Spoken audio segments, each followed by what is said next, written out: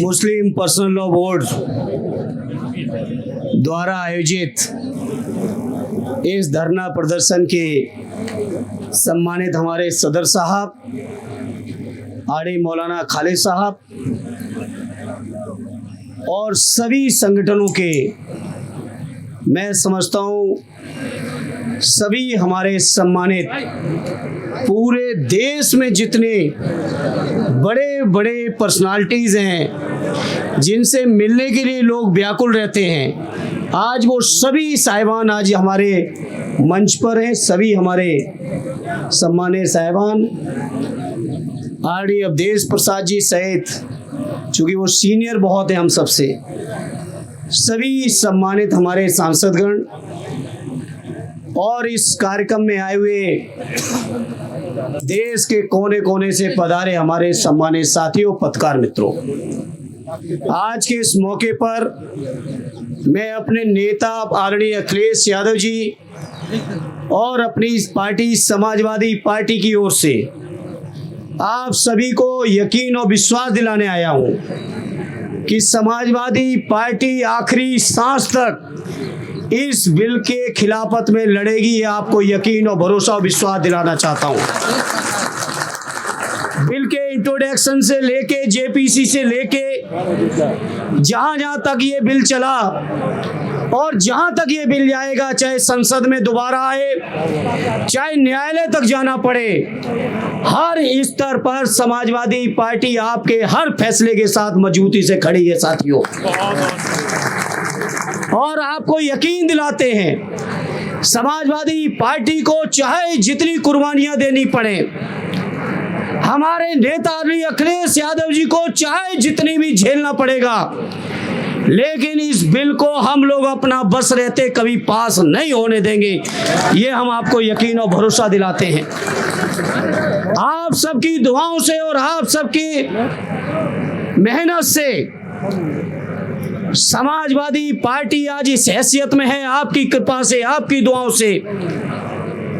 कि संसद को चैन से नहीं चलने देगी। अगर संसद में जबरदस्ती बिल आएगा तो ये सरकार की नीयत से आप सब वाकिफ हो। ये सरकार किसी भी तरह से जो हमारे मुसलमान भाइयों के, हमारे बुजुर्गों ने जो जमीनें वक्फ की हैं, चाहे इबादत गाहों के लिए की हो, चाहे शिक्षण संस्थानों के लिए की हो, चाहे कब्रिस्तानों के लिए की हो,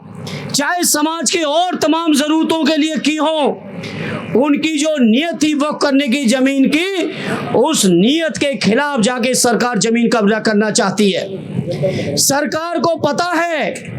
कि रेल और रक्षा के बाद अगर सबसे ज्यादा कहीं जमीनें हैं तो हमारे वक्फ बोर्डों के पास हैं। ये बीजेपी के लोग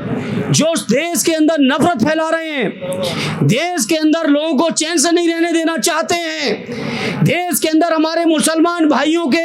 हर स्तर पर हमला कर रहे हैं, चाहे उनके शिक्षण संस्थान हो, चाहे उनका रोजगार हो, व्यापार हो। अब तो हद हो गई, जब उनके द्वारा वक्फ की हुई जमीनों पर भी इनकी नियत है। तो मैं आदरणीय अखिलेश यादव जी की ओर से, समाजवादियों की ओर से आप सबको यकीन दिलाता हूं, हर स्तर का संघर्ष करेंगे, इस बिल को वापस करा के छोड़ेंगे। ये मैं आप सभी को यकीन और विश्वास दिलाना चाहता हूं। मैं आज के इस मौके पर मैं सलूट करता हूं देश की आवाम को। हमारे उत्तर प्रदेश की जो सरकार थी, देश की जो सरकार थी, इसकी नियत नहीं थी कि होली और जुमे के दिन कहीं अमन चैन रह पाए।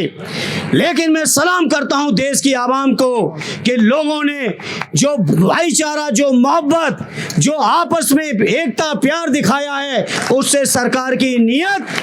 को पूरी तरह से धता बताते हुए ये साबित कर दिया, जिस तरह से हमारे बुजुर्गों ने देश को आजाद कराने में, देश के लिए गर्दन कटाने में कहीं कमी नहीं रखी, उसी तरह से हमारी आज की पीढ़ी देश में अमन और चैन रखने में अपने हर स्तर की कुर्बानी देके भी प्यार और मोहब्बत को बढ़ाने का काम कर रही है। इसलिए आज इस मौके पर चूंकि बहुत सारे लोग आए हैं, हम ज़्यादा समय नहीं लेंगे। इस मौके पर मुस्लिम पर्सनल लॉ बोर्ड के आड़ी खालिद साहब से लेके मौलाना उस्मानी साहब से लेके सभी सम्मानित पदाधिकारियों का मैं शुक्रगुजार हूं कि उन्होंने मुझे मौका दिया अपनी बात को रखने का, और इतने आवाम के बीच देश की मीडिया के सामने एक बार फिर आदरणीय अखिलेश यादव जी की ओर से आपको यकीन दिलाते हुए, चाहे जितनी कुर्बानी देनी पड़ेगी, चाहे जितना संघर्ष करना पड़ेगा, चाहे जितनी लड़ाई लड़नी पड़ेगी, लेकिन उसको लड़ते हुए हम अपने मुसलमान भाइयों की वक्फ की जमीनों को सरकार के हवाले नहीं होने देंगे। ये आपको यकीन, विश्वास और भरोसा दिलाते हुए एक बार फिर सबका शुक्रिया अदा करते हुए अपनी बात को विराम देता हूं। जय हिंद, जय भारत, जय समाजवाद।